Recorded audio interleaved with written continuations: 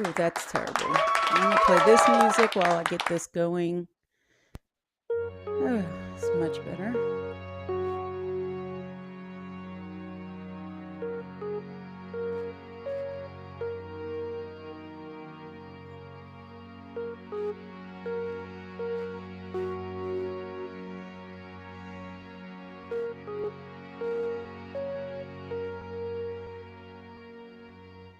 Like your lazy eye,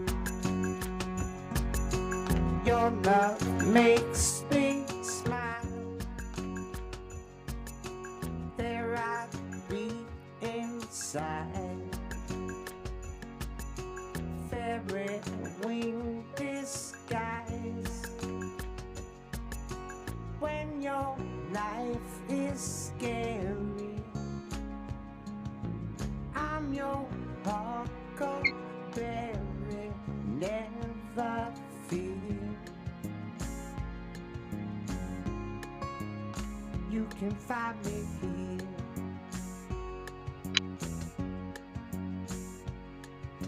Subtle sentencing. Watch me when I dream. Peek into my mind through my sleepy eyes. Watch out for silliness, not the only genius prize you'll find. Don't you like this kind?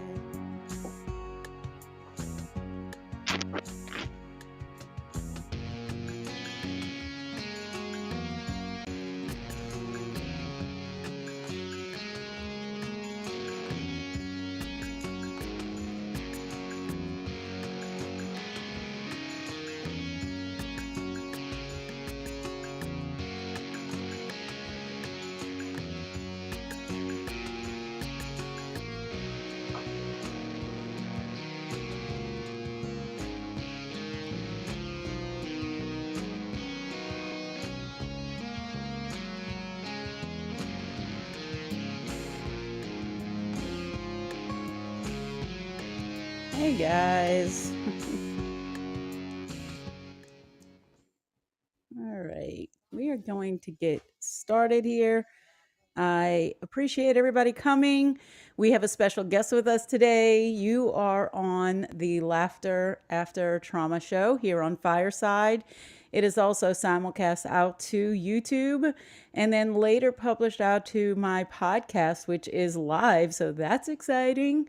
So you guys go give it a follow on any of the platforms that you use. It's everywhere. It's weird. So just glad to have you here on the Laughter After Trauma show. I am a speaker, educator, and coach, and I like to bring light and lightness to the heavy topic of trauma. I am a thriver after intimate partner violence, and my journey led me to find the beauty and the laughter in healing. And I believe that we are all magic, right? We are all self healers. We all have everything we need within us to just live the life of our dreams. And so this podcast or this show here, The Laughter After Trauma, it showcases everyday people who have triumphed in the face of trauma. And it provides hope, awareness, connection, and community by sharing the laughter after. So that's what the show is about. Today we have a special guest. His name is Tony Ochoa. I hope I'm saying that right. I really should have checked before. We all just call him Stitz. Okay. And he has a really cool story that he's going to share with us with his life and the journey his life has taken, going through issues with some learning disabilities, which drew him through some bad areas in life, kind of took him into some wrong directions, and then he wound up going basically from a drug dealer to a pastor and a stay-at-home mom and a homeschooling father and a small business owner. And so I think that his story is really cool. I think the way that he pours into his children and his community and the youth in his area are all going to be things that you're going to see as something completely inspirational. And it shows us that, we're not alone in the struggles that we have. So I'm going to invite Tony Stitz to come up on stage here. I think you can bring yourself. Yes. Okay, good. Yes. This new feature where you can have co-hosts. This is new to Fireside. So you used to have to make somebody a producer and do all of these things, but now you can kind of schedule at least that little piece ahead of time. So it's great. So welcome. Welcome to the show. Yes, clap it up, guys. Thanks for coming. And let's just call out a few people in the audience and welcome Lily and Stacy, Woody, Arlene, Fiona, Sonia. Thanks for coming by. Um, so some of you, if you're familiar with ULA, which is where I got my coaching certification, and we have a whole bunch of things that go on there. Stitz is one of the people I kind of tend to be in the background. So I was like, oh, I want to get his story. I want his story. So I learned a few things about him, and I was like, hey, you want to do a show with me? And he agreed. So I'm always surprised when people say yes. I'm like, yes. Okay. Well, Deanna, I'd like to just first say thank you for the opportunity because I'm always behind the camera. I don't really get to speak as much, which kind of I would say like a double-edged sword. I'm okay with not being in front of the camera, but also I have a story to tell and I need to put myself out there. But I think I Well, hide behind the camera sometimes. okay, right, right. It's like a little bit of a safety net. So we'll get Yeah. into it a little bit more, but tell us first just a little bit about yourself, your family, where you live, kids, wife, things like that. Just give us some information. Well, I live in upstate New York. I say upstate, but I'm right on the border of PA and New York.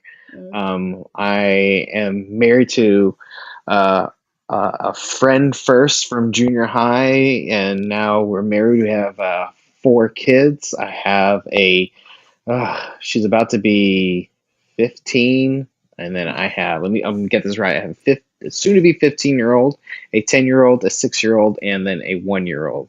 So the gambit of ages are all in there. Toddlers and teenagers. I just I know, never right? understand it. It's crazy. It is crazy, and The sometimes they same, act the same. right, the same brain dysfunction at the same time, just in different stages of life. Exactly.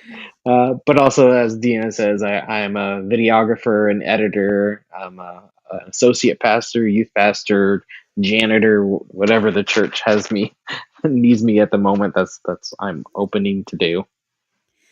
So, Stitz, let's talk a little bit too, because I wanted to get into your story, but I like to break the ice with this or that. And I think people kind of get used to hearing it because I've been doing it since the beginning of the show, because it's just fun. I think that it tells people a little bit about your personality, right? So, we already talked about toilet paper, and you're an over person. So, whatever, everybody should be over. And if you're not, then I don't know You're what. doing it Just wrong. you're doing it wrong. Or you have a cat. I do say, Oh, that's okay, true. if you have a cat, they can't unroll the toilet paper. Okay, fine. All right. So I'll let you slide. But I have two other ones, and one of them you'll get why I'm asking it. Are you a tea or a coffee person?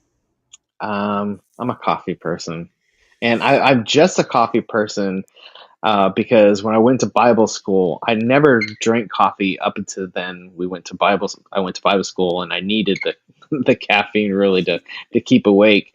But there was an older lady that was in school that made the coffee, and I called it Monsters Inc. coffee because it was just like so thick and strong.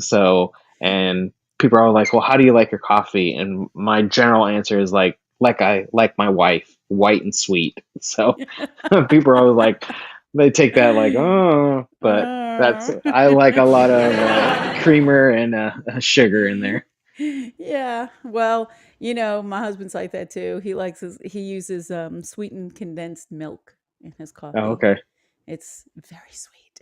yeah. When Mine is Anne not. accidentally drinks my coffee, she's like, "That's yours, that's not mine." Yeah. So, and that's exactly how we are. I'm like, ugh. Okay. So the second question, and this is kind of went with this one because of where you live. Beach or mountain? Oh man, that's such a hard one. I didn't become a beach person.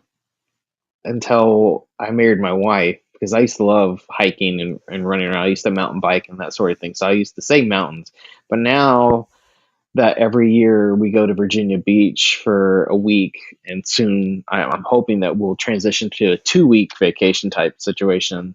But I love the beach. I love Mm, sitting on the beach and listening to the waves. I love watching the kids play. I sometimes get in there and play, but the beach is very calming to my wife. And when we pass, there's a certain bridge that we go through, and I can see her demeanor change once we go over that bridge, that she knows that she's at the beach. I get to see like the kid again in her. So that's yeah. one of the reasons why I love the beach so much. Oh, I love that. It's kind of like riding through this little transition, right? You know how you see Oh in the my goodness, movies, it is. right? You know those Yeah, movies where they have like this veil and you've crossed into another dimension, you know? exactly. It's like going from black and white to color. Yeah, yeah, exactly. I love that. All right, well, cool. I know that you like to run and then you live up north, so I didn't know how you felt about the difference between mountains and beaches, so I figured it would be a fun one to ask. Okay. I love running on the beach, but man, it takes a special person to really run in sand. Get all the way on the wet hard sand, right? Exactly. It's rough, I know. Yeah, well, I don't run, so there's that. But anyway, that's a whole different story. Nobody wants to hear that. So let's talk about your journey in life till now, because you seem to be in like a really good place. You're married for 18 years, I think you said. Yep. Okay. Just celebrated So our 18th. right. I saw the pictures, but I couldn't, I thought I remembered the years. So 18 years you've been married, you have, kids together, your house settled, vacations, but it wasn't always that way. And so Yeah. I would love to learn the journey to how you got to where you are, and then maybe some of the things that helped you along the way. Yeah, definitely. Well, like we spoke about early in the green room, I grew up in a military family, so we did a lot of our fair share of moving around from base to base. So I always thought it was weird that when kids, or as an adult now, when people are like, "Well, I went to the same school for forever," I'm like, that's just so odd to me, because I remember going to like I think 5 elementary schools, and so that was a concept to me, was always being the new kid or something along that lines. And I was never a fan of school because it didn't come easy to me. Um, like we said in the show notes, that I grew up with a learning disability. It's very hard for me to read and comprehend. Uh, as a pastor, I have to do a lot of reading, so it's a lot of like mind tricks of how to remember scriptures. Do I remember the for word, or I get the gist of it? So that's what I do.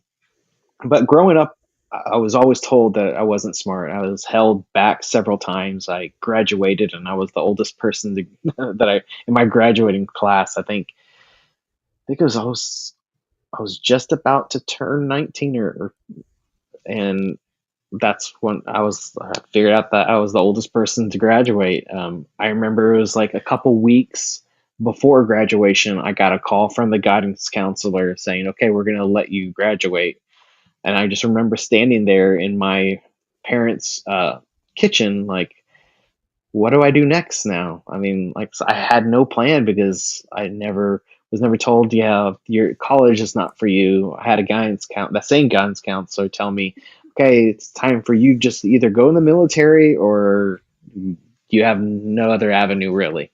So, which really hurt me, but since I grew up always being told I was dumb or not smart, it really just didn't really register that much. I mean, because I was always told that. So So looking back at it now, you can see the damage that might have been done, but because you had heard it so much, when she said that at age almost 19 in graduation, it was not new news.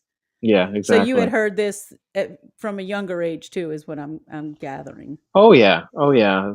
Either by kids, or I remember. This funny thing is, I remember I would always, when you're in a learning disability class, an LD class, that you'd every 2 years you would have to take a test to see where you were at.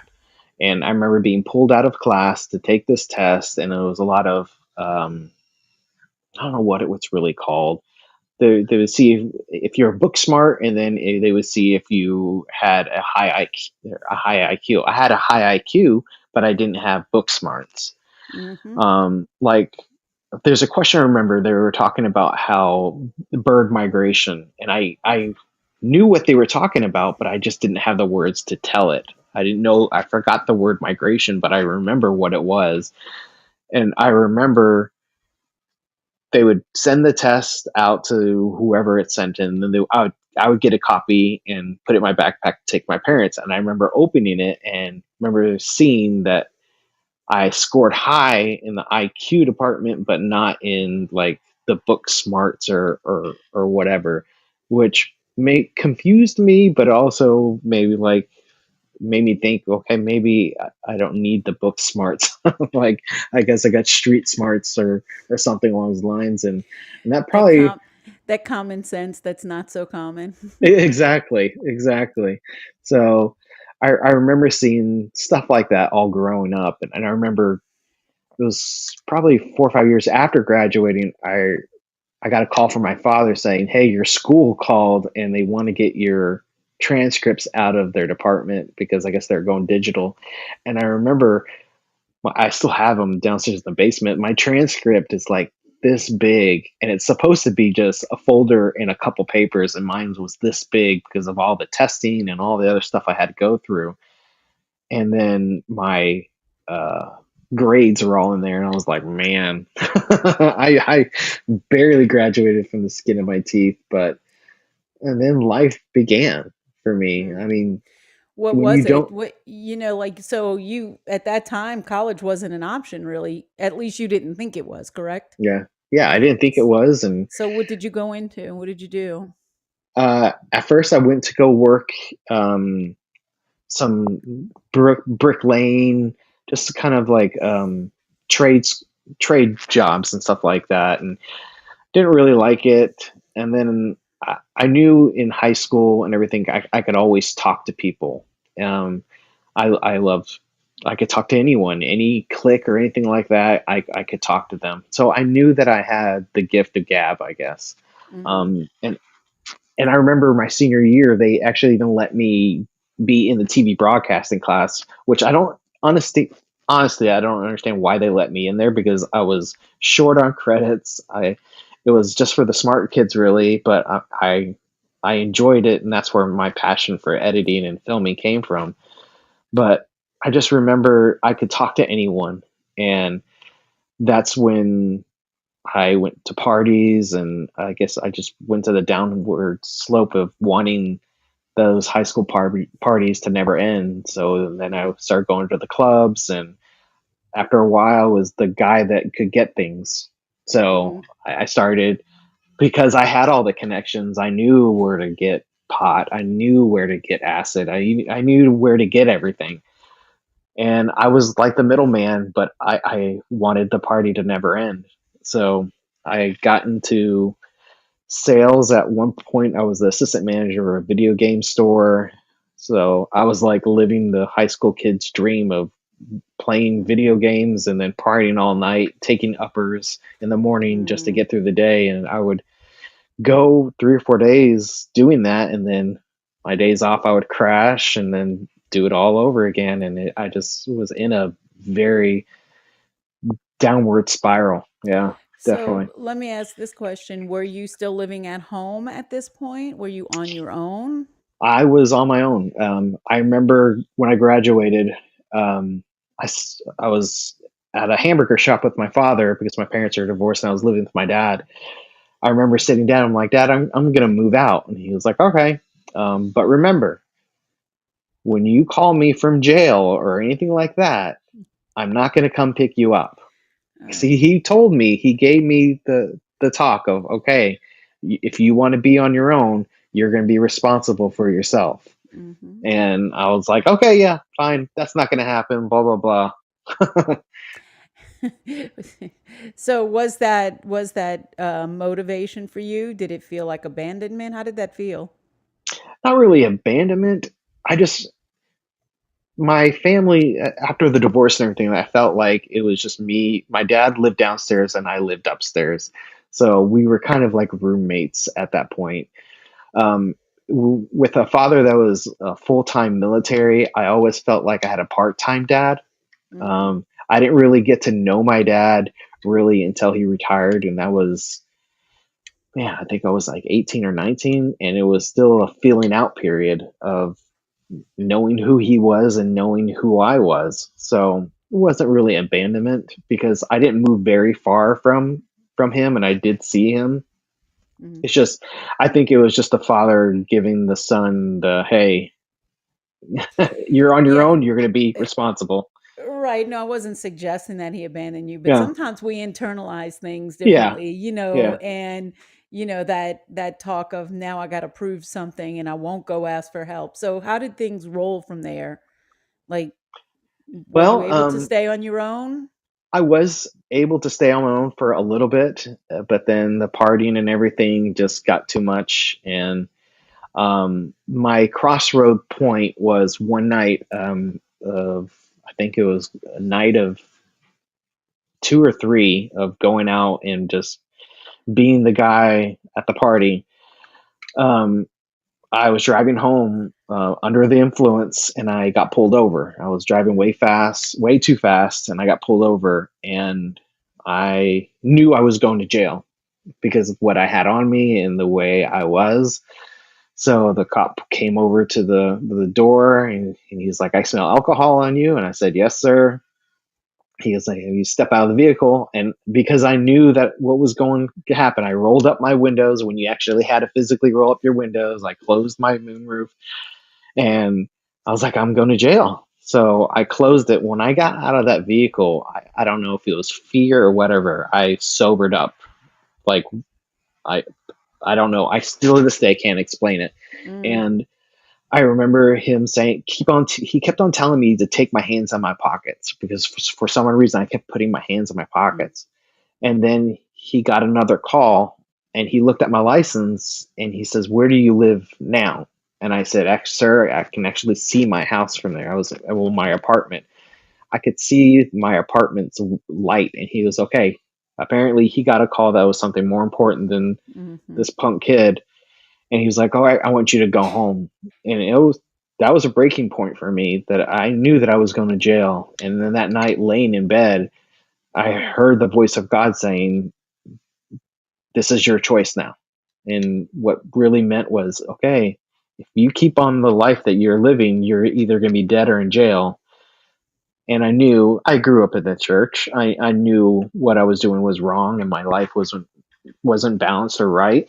So from that night on, I accidentally flushed everything that I had. I went to the bank the next day to get a loan to pay for the people, to pay the people back for what I had that I flushed. And from one thing to another, my wife came into my life after a while, and I. That's why moving from Oklahoma at that time to New York was so easy, because I wanted to take myself out of that environment, and I I did, and my life changed after that because I started listening to the voice of God, and I started to change because I knew that my wife does, or my, at that time, my fiance deserved a husband, and deserved a great husband because she was an amazing woman. So in an aspect of it, I changed because I didn't want her or our family to suffer. Yeah. And I mean, hey, that's not, like, it's not a bad thing. I know everybody thinks, oh, you got to change for yourself, but you have to have a driving force, and everybody has a deep seated reason why they do Yeah. the things they do. And your faith probably became your why, but initially your legacy, your family, that was what was carrying you, and it becomes, for me, those two things are so interlinked, you Oh know. yeah. But yeah, I don't see anything wrong with that. It makes you Especially coming recognize. from a broken family, Hmm. because I mean, I didn't want the baggage that I have from my parents' divorce for my Mhm. future kids or anything along those lines. Yeah. And you start to realize that, you're doing it for your family, but that is also doing it for you. Yeah, And it really works reciprocally. I don't know if that's a word, but you know what I'm it saying. is now. It is now. But anyway, so yeah, so that's cool. And how did you and your wife reconnect? Because I know you said that happened through like a wedding of a mutual friend or a high school friend with Yeah, it was or actually junior high school friend maybe. I don't when we first met, I was dating her best friend. know. And so we were just friends that way.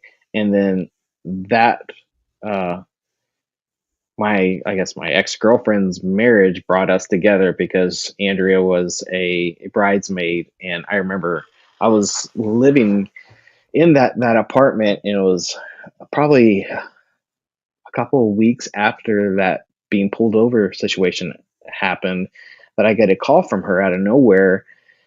She called my dad's house looking for me, and he gave her my phone number, and so she was coming in town, so we reconnected. And then after that, a lot of long distance calls at the time, and that relationship was long distance, but um, a marriage developed out of it.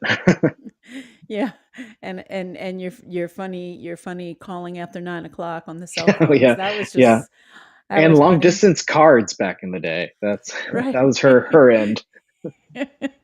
That is just I when you say it now, I remembered it. Like, oh, wait till 9 o'clock because then it's free to call. It's Exactly. that's funny. Free nights and Um, weekends. Free nights and weekends, woohoo! Rollover minutes. Exactly. Um, so yeah, so I mean that's cool that you guys then reconnected. You were able to kind of remove yourself from the situation. I think that's really important too. I know in my situation, through the trauma that I've dealt with my kids, it was really important to remove the perpetrator out. Like I was very adamant about getting him arrested and making sure he was out of our lives because I felt like nobody can move on if there's still this presence and possible influence when you're dealing with kids and they were teenagers. And so I get the idea of being able to have that fresh start. It's like you said, going from black and white to color, even for your wife when she goes, just being able to have that change gives you the ability to look at things fresh. Yeah. Oh yeah. You So, take yourself out of that environment so you don't have the same temptations and stuff like that. Because I would be in the grocery store and see someone I would know. I mean, I lived in Oklahoma City, which but a suburb of Oklahoma City, which is Midwest City, and it's somewhat kind of have like a small town vibe, but it was in the city. So I would always see people I knew, and I knew if I was trying to stay straight, all that temptation would always be there. And at that time, my wife was applying for medical schools, and she was like, "Well, I can apply for the Oklahoma City OU's medical department." And I was like, mhm. "No, let me just go out there," because I really wanted to take myself out of that environment. And she remembered my what my baggage was like, what my life was like as well. So she understood why I wanted was kind of eager to get out of there. But I went from the city to the town to like a country, and it was definitely culture shock. A lot different, yeah. So with that move, how did you go from okay, so now you moved to a new place and you're starting all over again and you hadn't been to school, you didn't really have a career. So how did you transition into adulting, as you want, if you will, Yeah, and moving into some of the things you've moved into because you didn't just transition into like some career, you've really made some specific decisions that really are about serving other people. yeah. So, Well, I think I've always, like I said, I grew up in the church, and I've always knew that God had a calling in my life, and I ran from it. And I definitely knew where I from the very beginning that because I was told I was stupid, and having that reading and comprehension was hard. That God called me to be a pastor. Like, how am I supposed to do that? I can hardly read the Bible. Why would I ever do that? So I kind of ran from that. So when I moved up here, um, I was taking every job that I could really try. I did construction. At one point, I was working at the airport, throwing bags. And then after that, I got into sales because I was an assistant manager of that video game store. I had some sales experience, so I got into wireless sales, so cell phones, and I did that for 5 or 6 years, and that gave me confidence. And then I knew I still had that prick in my heart of God calling me into the ministry, so I was like, no, I have a calling for youth. So how about I go to a police academy? So an ex drug dealer applied for a police academy, and I was in the police academy for a while. Oh, And in the academy, I actually learned how to study. I never learned how to study growing up because it was never mm, taught to us. Because I had basically the schools that I went to didn't have a facility really for the LD students, the learning mm, disability students. So they would kind of put us in a room and give us old curriculum and stuff like that. So I never did a research paper, anything like that. mhm, But in the police academy, I learned how to study and how to take notes. My wife helped me because she's the smartest person I know. She's in the medical field and taught me about flashcards and stuff like that and mhm, repetition. So I got the confidence in there, and then at one point, I had several people saying, God's been telling me that you're not where you're supposed to be. And then I had that several times, and then my wife comes to me like, I've been praying, and God's been telling me you're not where you're supposed to be. So I'm like, okay. So after that, man, like I really, really I know. putting it in your face. Yeah, exactly. It's like So Jonah. after that, exactly. So after that, I was just like, all right, I guess I'm going to go to Bible I school. So guess I I'm went to gonna Bible do this school. before I get swallowed by a whale. Exactly. But it was a lot of like, I'm a stubborn person and I have an addictive personality. So I had to learn how to use that as a weapon, really. And it helped me in the long run to get where I'm at now. And then Mm, after being in Bible school, I actually got a bunch of confidence. I was getting good grades because I was passionate about what I was doing.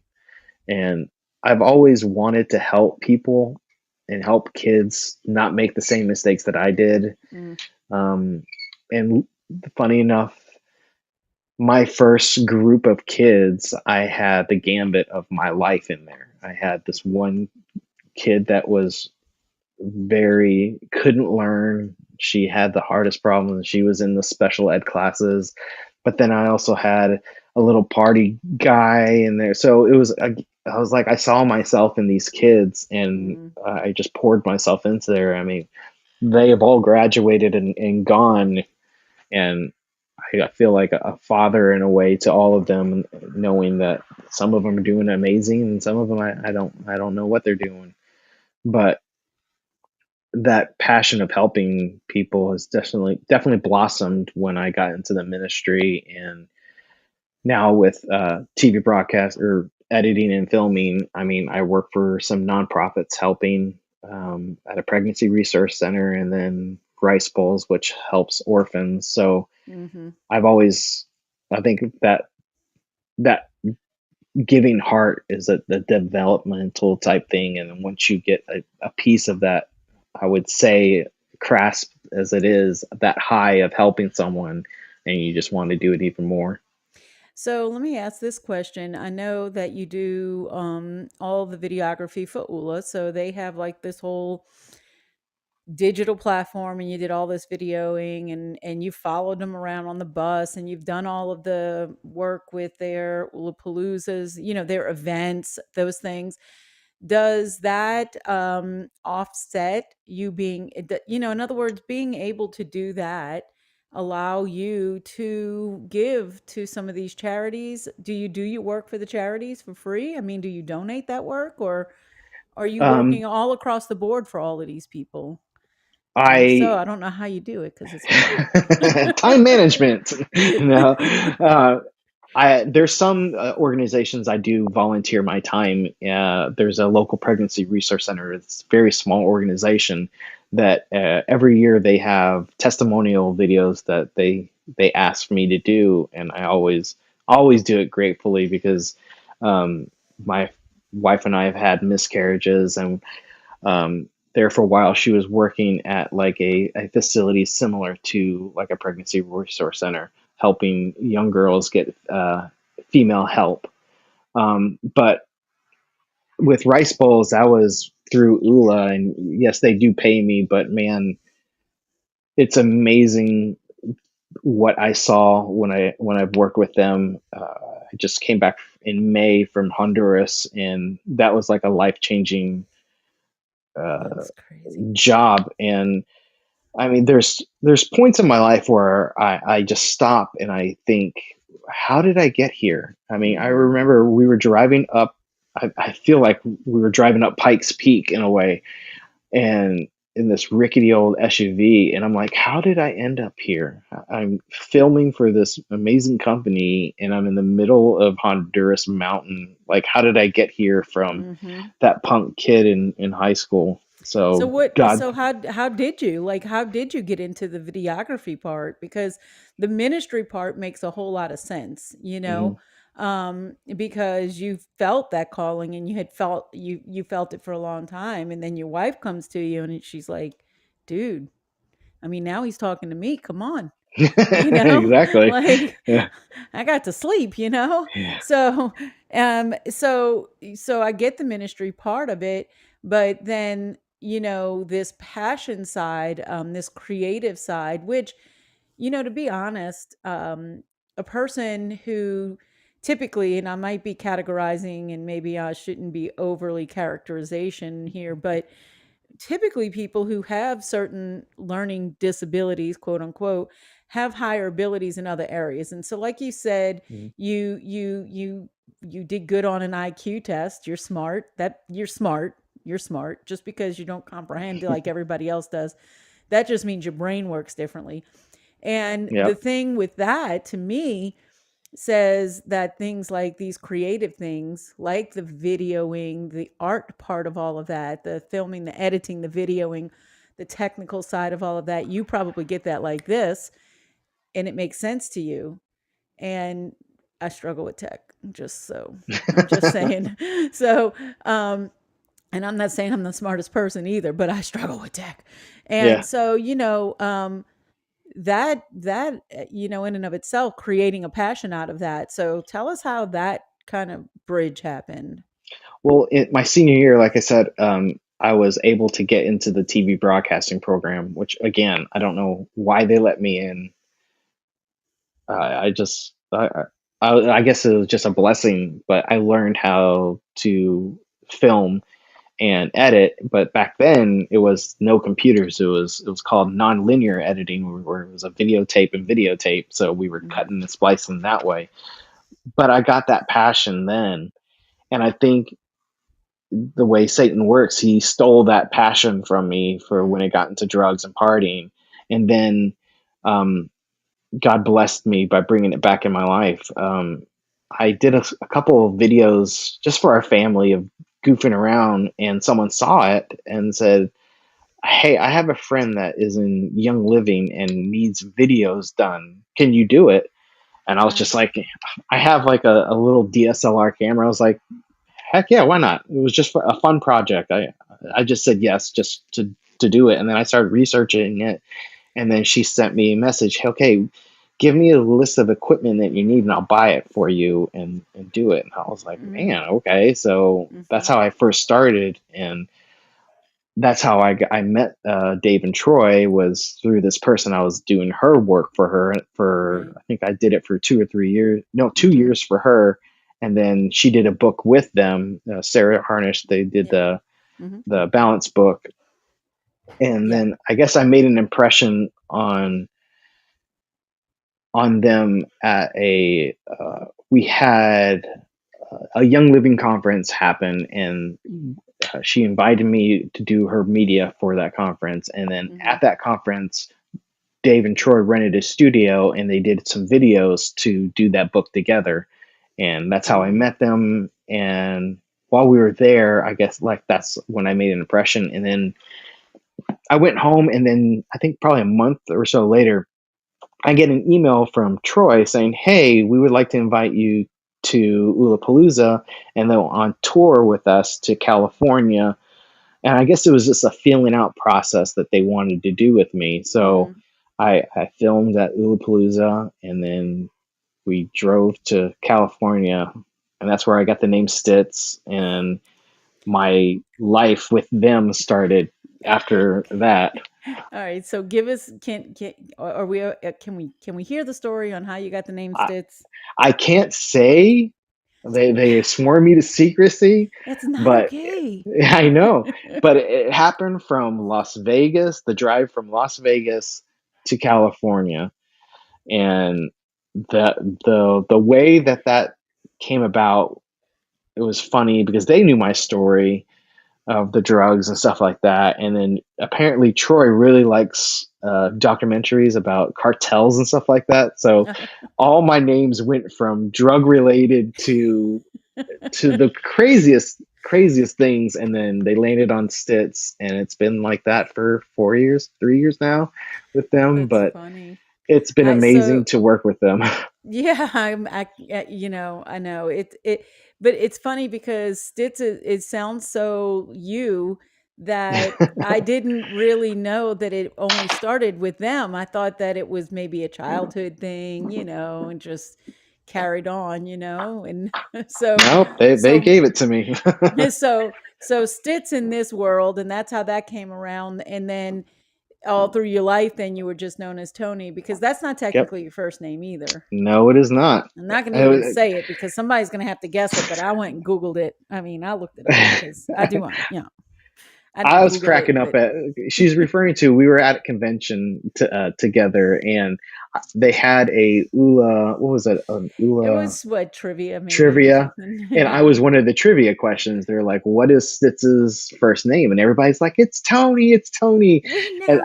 we know. at first, I was like, "Yeah, they're right." And then Dave was like, "No, it's wrong." And I'm like, "Oh yeah, that's not my real name." That's funny. All right, it's not that hard to find. But anyway, No, so if they no, want to it's find not. it, people will find it. But Yeah. anyway, so yeah, so I mean, and that's funny too because it's kind of come full circle. So look, I want to say to anybody sitting in the audience still, I know we have a few people still here. If you guys want to ask any questions, jump on stage, contribute, add anything, now's the time to start, you know, like raising your hand. And you know, because we're going to be winding down here in just a few minutes, so I just want to make sure if you guys want to do that, you can. So now that you've gone, okay, so like we've gone through your life and you've gotten into the videography. Now the videography is a small, basically a small business for you, Mhm. and your ministry is part of your work. And tell us about how it worked out that y'all arranged to do the homeschooling, and you are the one who's kind of in charge of the homeschooling as well. So, Well, we live, like I said, we live in a rural area, and my wife was working with a lot of the teens as I was, and we just didn't think the school district was fitted for what we wanted for our kids. mhm, So we made the decision, okay, we'll homeschool. And that was like fear to me because I was horrible at school. I mean, I explained that I was not good at it, and yeah, now she wants me to teach our kids, and it was one of those like leap with your faith, and because faith is an action word, 100%. That's we believe when you have faith in something, it's something that you can't see, and you put everything you are in something you can't see. So faith is an action word. So I was like, all right. So we went to homeschooling conferences. We looked at curriculum, and we found a curriculum that worked for our family. And we started doing that. And my daughter's at a point where I cannot teach her anymore. she This is your she is teenager, right? yes, The 15-year she old. she is doing math that it's just it's crazy to me. So she's doing some online schooling, and her mother helps her with her science and math, and it's amazing to see her progression. And I feel very blessed that I can say that I taught her how to read, something that I struggled for with my entire life. She has that tool, and I helped her achieve that, because I live on the fact of our kids. We teach them to read so they can learn. I mean, there's a phrase. Let me see if I can pull it out. You learn to read to learn. Mm-hmm. So they're to a point where they're trying to read for themselves now. Like my son really loves animals, so he looks at animal books and reads animal books. So, and my daughter is constantly reading everything. Yeah. So reading is so important, and I think I take that I because I knew my struggles, because I had a teacher that took time out of his schedule and tutored me and introduced me to comic books, because I think that if it wasn't for him or comic books, I think I'd still be illiterate, because he found something that I was passionate about, and he jumped on that and helped me. Right. See, I love that because like he should be the guidance counselor maybe Exactly. because because when my son was, you know, in school, he may have been a little bit borderline ADHD. I always got the he can't stay on task note, Yeah. but I he think never if that really was a thing back when I was growing up, I would have been diagnosed with that too. but he was never really diagnosed with it. But one of the things that one of the teachers did, I think maybe second or third grade, was exactly that. She said, just give him anything. It doesn't matter what he reads. Just whatever he's willing to read. Yeah. So it would be like Oregon Trail or Yeah. you know what I mean? Because you Yeah. had to Oh yeah. read it, or it would be Captain Underpants, Hmm. right? Yeah. Anything Anything that he that sparks their attention, that and they'll do it. right, and now he loves to read. He also loves to write, and so it's like that. He's having these same kind of struggles with his kids right now, and he's remembering it, and now it's video games, and he's like, "No, I'm not reading the instructions to you. Yeah. you you have to read them. You Yeah. got 30 minutes on the video game. You can either whine about it or read them, Yeah. Oh So yeah. it's, so then, I That's think the it's good. benefit of homeschooling, because you get to figure out what how your kid learns. And when you're in that schoolroom with 30 kids and one teacher, they don't have time to learn every kid's, if they're tactile, if they're audible. So that was one of the benefits. My daughter's very good at reading things, so that's how she learned. Where my son, he has to have manipulatives and have little things. So I'm doing this in our homeschooling room, and if I flip the camera around, we have, let me turn around. Okay, so we have a Lego table right there, Oh, I and love it. Yeah. sometimes my son will do school there, and then my daughter, this is a mess too.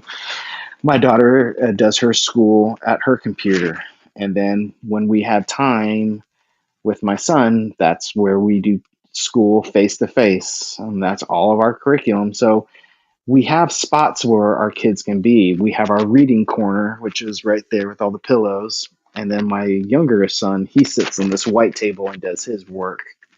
So it's all about what, that's the benefit of homeschooling. What is going to spark your child, and that's what I love about it, is that it's not always the book learning. We'll go on YouTube if they have something that they were interested in.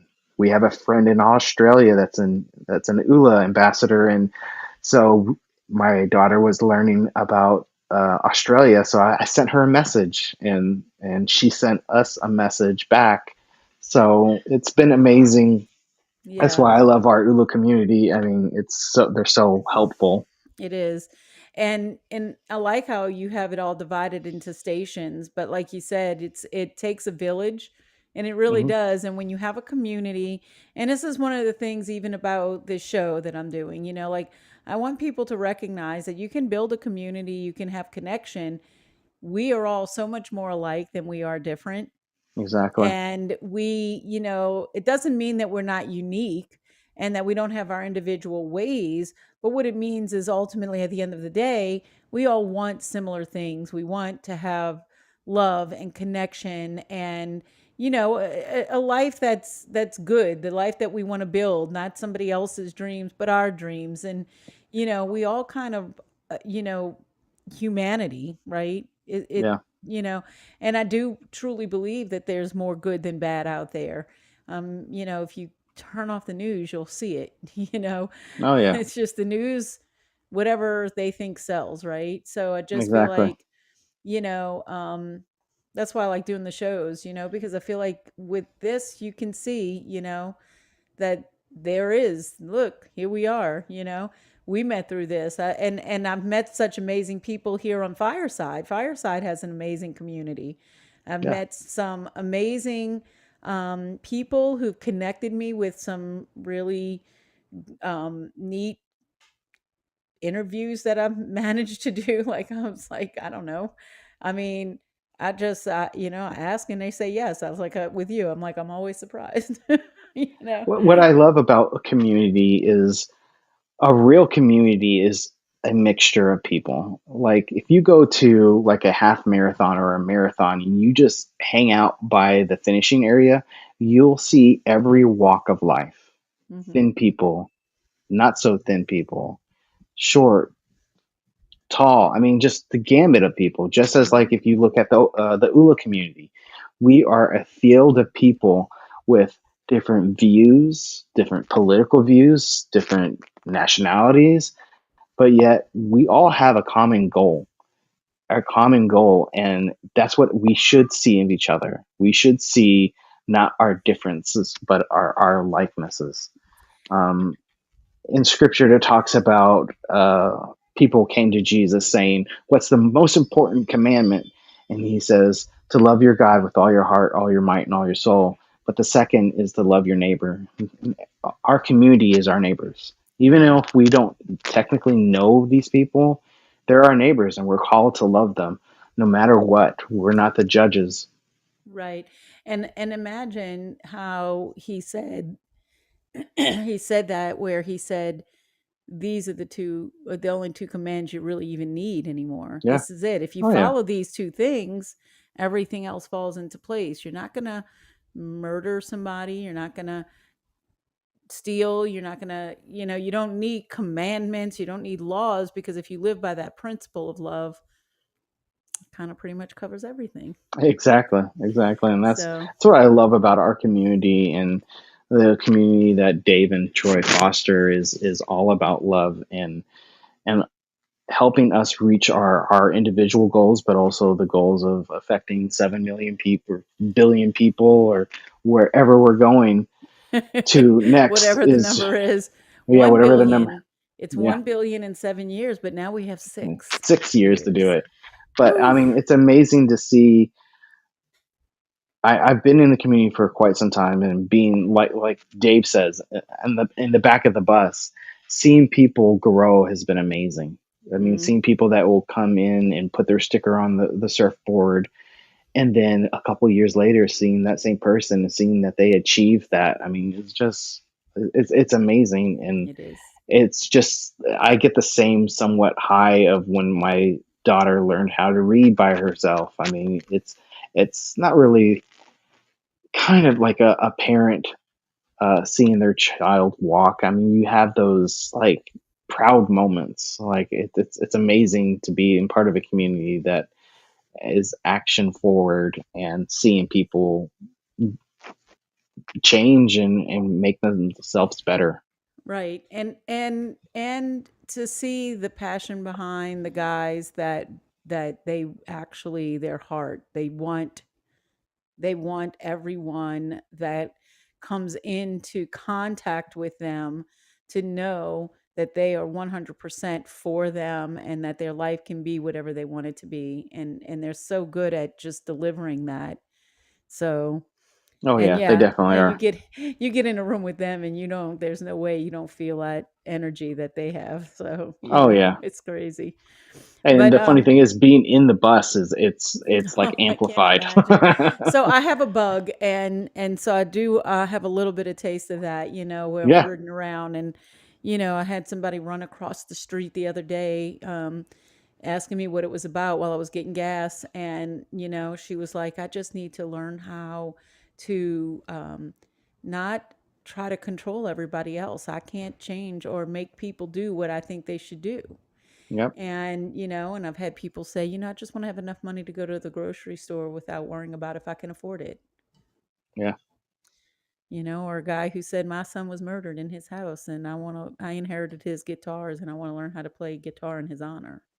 yeah. It's like you get, that's some You real get those stuff. hard stories, and then you get those very Ooh, light and happy yeah. stories. But man, Yeah. like they Yeah, the talk people about who it want all to the go to the time. Caribbean Sea. Yes. Yeah, I'm with you on exactly. that one too. Yeah, I want to do that too. So, yeah. So anyway, I appreciate you coming on the show, Tony, tonight.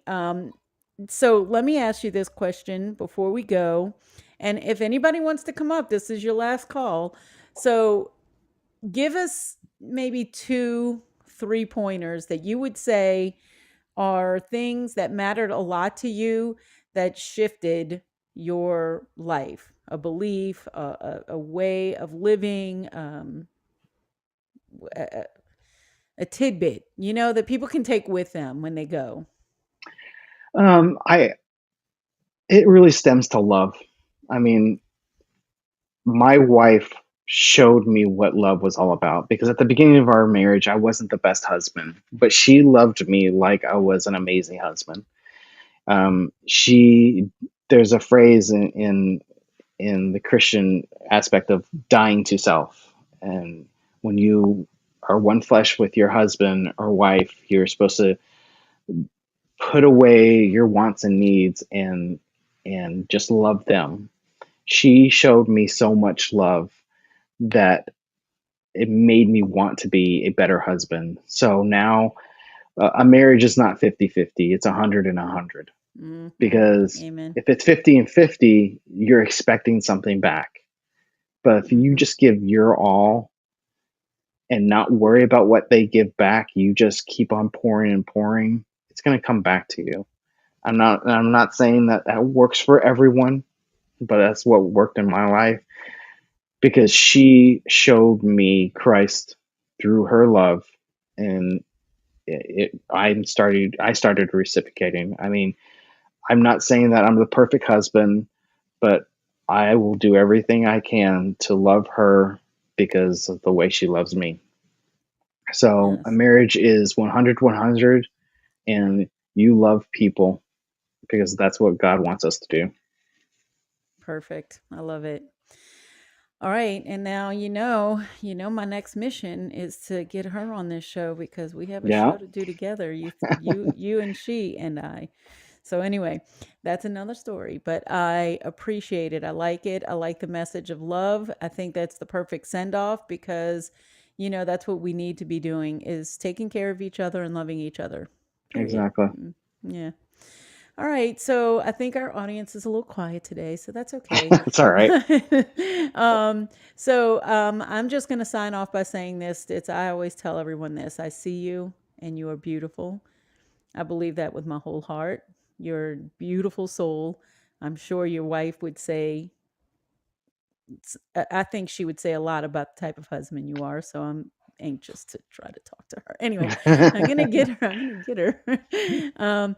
And just keep doing what you're doing because I think that you're doing amazing, amazing things, not just with ULA and all, but with the ministry and your kids, which is that's your biggest contribution that you're Yeah, giving to society, to the world I is want to raise some good people. right. And you're going to put you're doing that work and then entrusting them to this world, right? to go out and to perpetuate that. And I think, you know, that's pretty amazing. I always think about that with even with my kids, you know, like putting good people out into the world.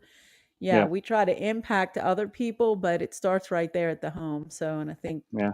the job you're doing there is amazing too. So, I appreciate it, and also, like I said, I appreciate the opportunity to come and speak, and I yeah, love speaking in front of the sometimes camera. in front of the camera. In But front of the camera. I'm glad that we're kind of ending because my battery says I'm at 5%. Oh no. So I've been All just right. praying. Okay, please, please, please. Please, please, please make it. All right. Yeah. Well, that's good. It's a perfect ending. So, with that, you know, I'm gonna say, you know, thank you for coming on the show. There's nothing else you have to add. We can pull on some music, turn off our cameras, and head on out. All right. Thank you so All much, right. and love you guys. Love you too. Have a good one.